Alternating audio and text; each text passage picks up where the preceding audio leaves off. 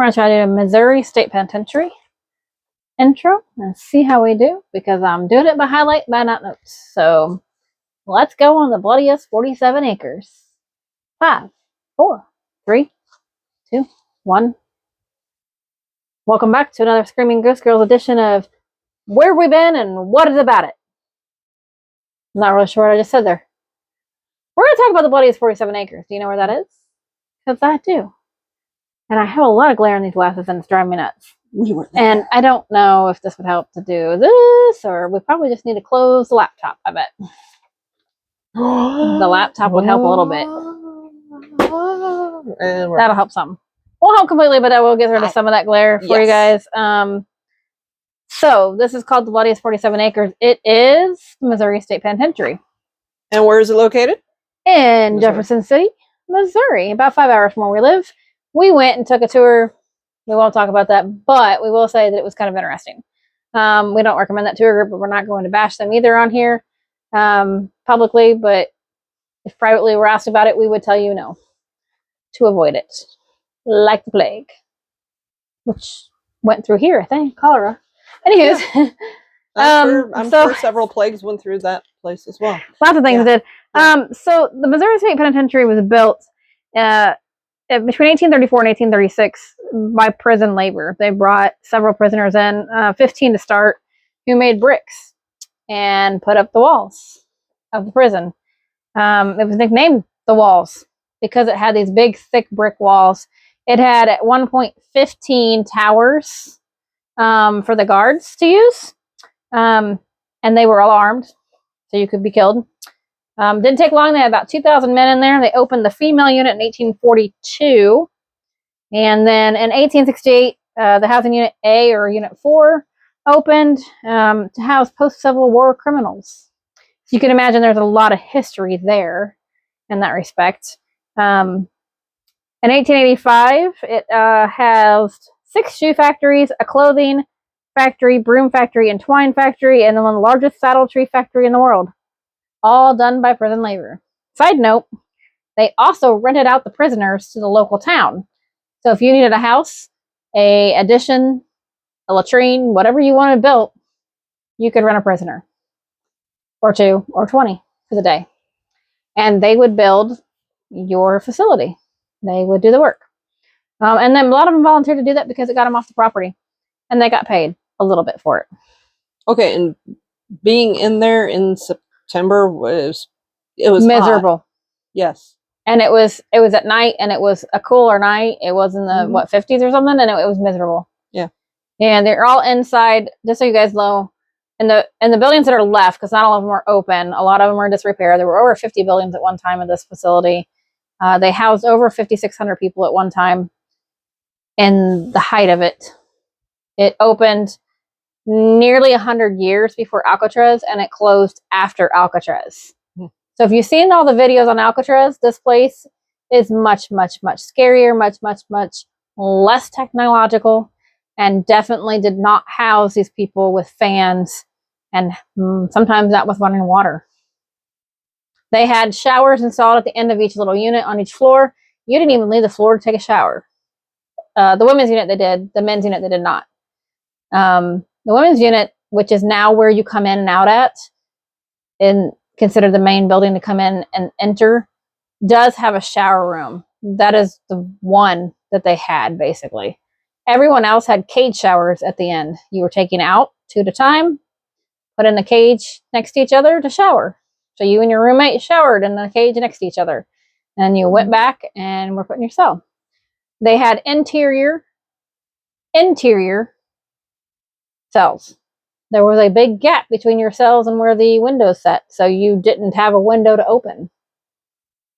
Yeah. So you can imagine the ventilation. The fans were set up only for the guards. There wasn't a setup for fans to go down the halls or down the catwalks or anything like that. So you can imagine. Sweating in September. Yeah, it was bad. Overnight in September. It was bad. Housing Unit 1 was constructed in 1905 to house the female inmates. It now serves as, like I said, the main entrance to the facility. And then there's a Unit 3, which became the Capital Punishment and Segregation Unit. It eventually housed the inmates that went to the gas chamber. They put 39 people through the gas chamber, which is still there, and you can go in and sit in the gas chamber. And it is kind of creepy to know that that many people died there. The last person to die there, I think, was in 1985 by lethal injection. This facility opened again in 1836. It closed in 2004. It operated nonstop for over 100 years and housed over 3,000 inmates from about 5 years in on until it closed the last 2 years. So you can imagine being in one of the older units, especially, it was not comfortable. Not comfortable at all. At the height, it had 5,200 inmates in a facility built to house about 3,000. So the cells are smaller than the cells they build now, smaller than a lot of people's bathrooms. And they're putting in the men's unit 2 prisoners into one cell. I think from the women's units that we saw, it was just 1 bed per cell. Most of them appear to be that way, Yeah. yes, but they're small. Very small. So the gas chamber opened in 1937, like I said, and it was built by prisoner inmates, many of them on death row, building their own gas chamber to be executed in. There were 40 executions at the facility. 39 were in the gas chamber, where the last one was a lethal injection in 1985. I'm sorry, 1989. I was wrong. I misquoted myself. 1989. I was close. I was doing it by memory.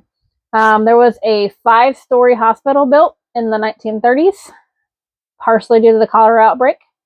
For those of you who don't know, most of the cholera victims are buried beneath the remaining parking lot inside the facility. That was an employee parking lot where they came inside at. They paved over it, and there are bodies buried underneath the parking lot. And a majority of them died from cholera back in the day. It was just a pit. And they left them there because it would have been a health risk to actually exhume them. Yeah, they didn't want to do the health risk.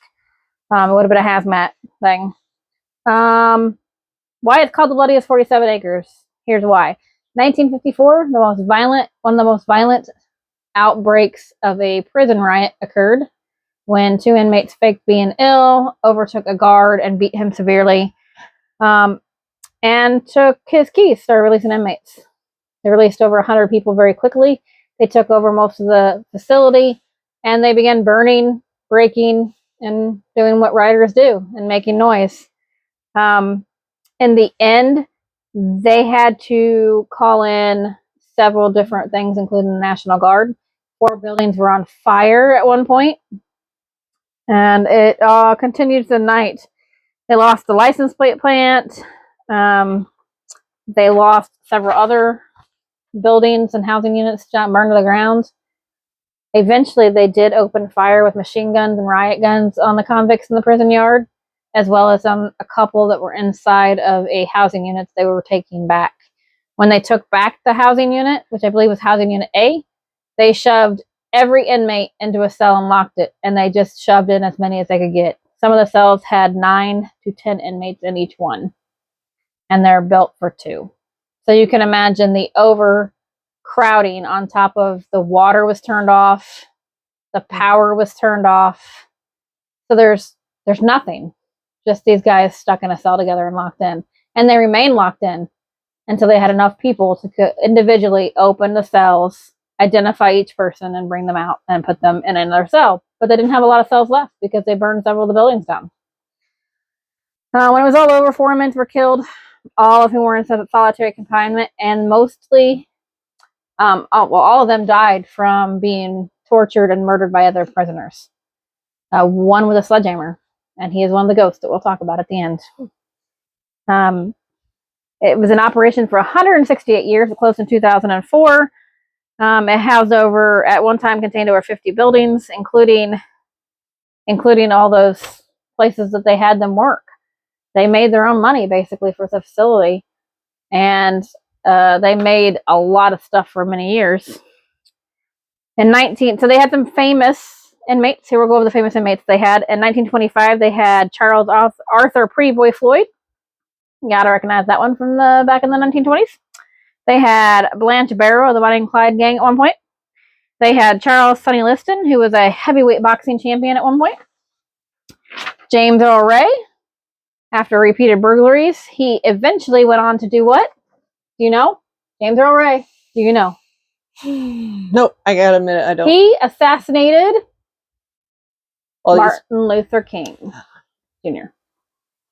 He was housed there for burglaries. He eventually did assassinate him in Memphis, Tennessee. I kind of figured it was an assassination because there's like 3 first names. Yeah. Yeah. Seems like that's a common theme among assassins. So, here we go. It is only one of 3 maximum security prisons in the United States that you can actually do tours of. And do you know the other 2? I gave a clue earlier. Was it Pennsylvania? Pennsylvania, and the one that has been open longer than that everybody thinks is the longest open thing. Alcatraz. Alcatraz was open for like 50 years, guys. Alcatraz was bad. We know that. And we've seen it. You should see this place. This was worse. It's nearly 100 years older than Alcatraz. I mean, it's creepy to think that Alcatraz opened and closed during the time that this facility was still in use. Yeah. So here's some of the activity. A Hall, which is the prison's oldest surviving building, which is actually one of the originals, and it is surviving. It is what was the main men's dormitory, which you can go into. And it is said to have, it's 4 tiers of cells with catwalks crisscross its width. The doors of the cells are less than 5 feet high. It doesn't bother me a whole lot because I'm barely 5 foot.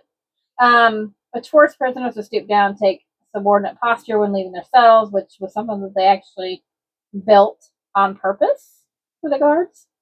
Anyways, within this building, there was a basement of dungeons referred to as the Hole. Here were kept death row inmates, violent and disruptive prisoners, and the suffering from mental problems prisoners. And the only light in these cells came from a small slit in the door. They did not have their own light. And in the cells that we were in, they had a single light bulb with a string. And when the light bulb would go out, you would have to wait. And wait. And sometimes wait. So some cells didn't have light for a long time. But these were made without it. They weren't even wired for it. So there's an inmate that was housed down there in the dungeon for 17 years. His name was John B. Firebug Johnson. Was he in for arson? He attempted to escape several times and started several fires. He was moved to the basement after setting a fire that destroyed more than $500,000 worth of property. Oh, he was housed there from 1883 to 1900. So $500,000 in 1883, between 1883 and 1900, is probably like $4 or $5 million now. And it caused the death of several inmates. So he did actually write a book, if you want to read it. It's called Buried Alive for 18 Years in the Missouri State Penitentiary. And I bet it's pretty good. Or at least interesting to read. In this building, there's paranormal reports have been a feeling of being touched by ghostly hands, the overwhelming smell of body odor, an apparition of a man spied on the catwalk, and movements in the darkness. Equipment malfunctions, disembodied voices, invisible force breathing down your neck.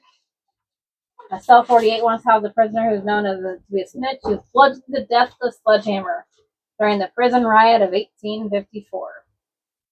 Here people are reported having strange, heavy feelings, and an earthy human figure has been caught on camera. I don't know that we made this cell 48. Did we realize that? I know we were in a bunch of cells. We went through a bunch. We went through a lot. So we'd have to look and see. Near the control room in some of the housing units, it's said to lurk an entity known as Fast Jack, usually spied wearing a lab coat and carrying a clipboard.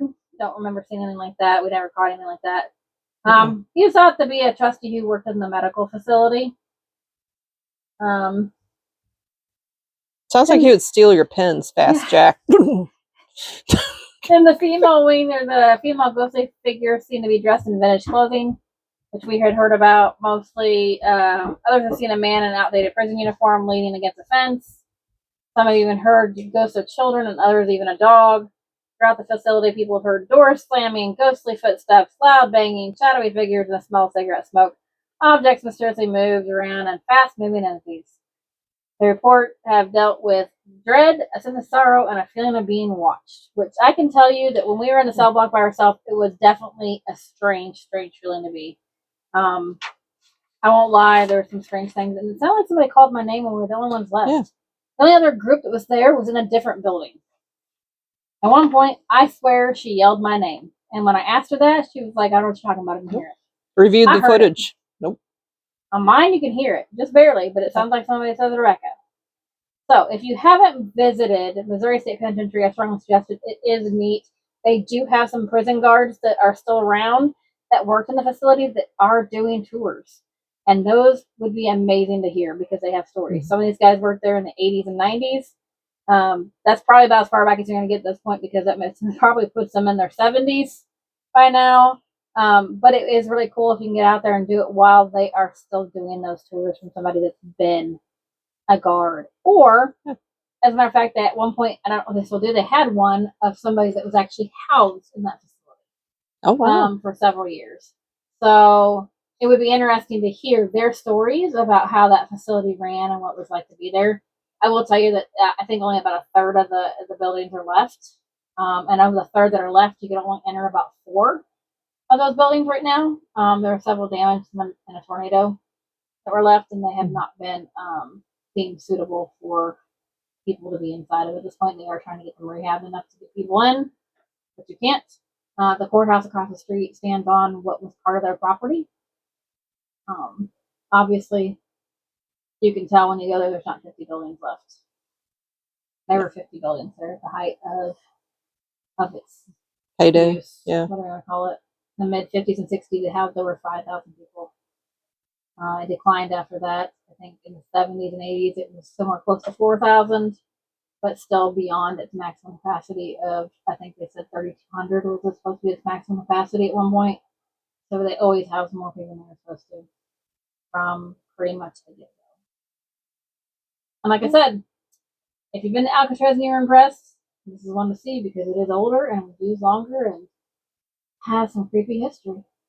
So a little longer than we were going to do on some of these, but this is a big facility, so we wanted to give you some background.